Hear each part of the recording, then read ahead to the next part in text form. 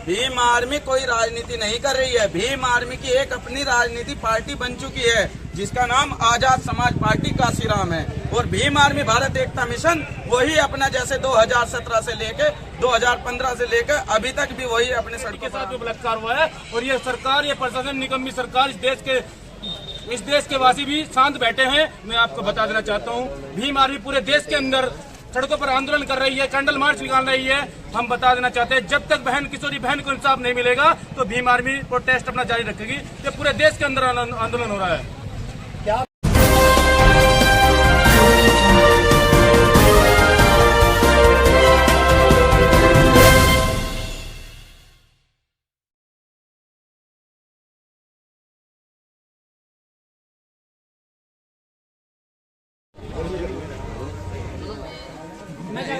Mobile चलाओ, एक minute.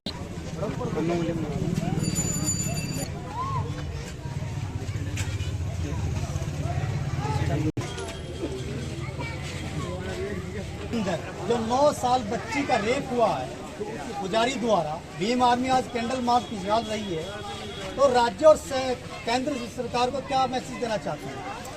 Bhim army Bharat एकता mission message नहीं देना जानती, सिर्फ जवाब देना जानती है। आपको मैं बता दूं कि अभी जो हाथरस का मामला हुआ था मनीषा वाल्मीकि के साथ, अभी तक उसकी चिता की राख ठंडी भी नहीं हुई।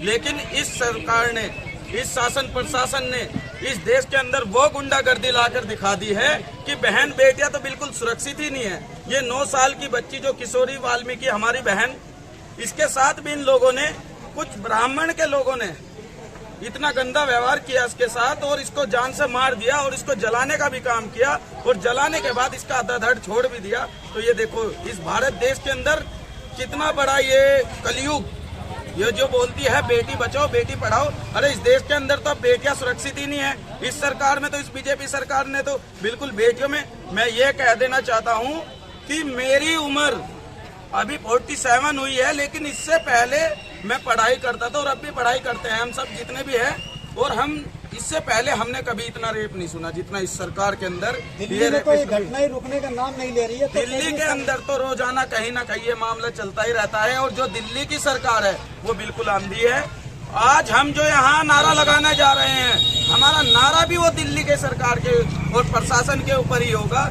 हमारा नारा है कि दिल्ली सरकार होश में आओ, होश में तुमको आना होगा, नहीं तो भीम आर्मी से तुमको बचाने का काम करेगी। पार्टियां तो कह रही हैं भीम आर्मी राजनीति कर रही है। भीम आर्मी कोई राजनीति नहीं कर रही है। भीम आर्मी की एक अपनी राजनीति पार्टी बन चुकी है जिसका नाम आजाद समाज पार्टी काशीराम है। और भीम आर्मी भारत एकता मिशन वही अपना जैसे 2017 से लेके 2015 से लेकर अभी तक भी वही अपने सड़कों पर आंदोलन करने का काम कर रही है। भीम आर्मी के संघर्ष से क्या सेंटर और राज्य की सरकार को जागना पड़ेगा?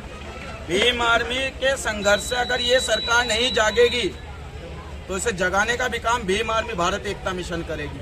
क्योंकि भीम आर्मी भारत एकता मिशन, अगर उसके जो ये कारनामे हो रहे हैं इनका जवाब और इन कारनामों को नहीं जल्द रोका गया तो भीम आर्मी भारत एकता मिशन सड़कों पर आकर जो अपना आंदोलन करेगी वो पहले राज्य सरकार भी जानती है और यहाँ का शासन प्रशासन भी जानता है। पुलिस प्रशासन क्या आपको मुकदमे से डरा रहा है?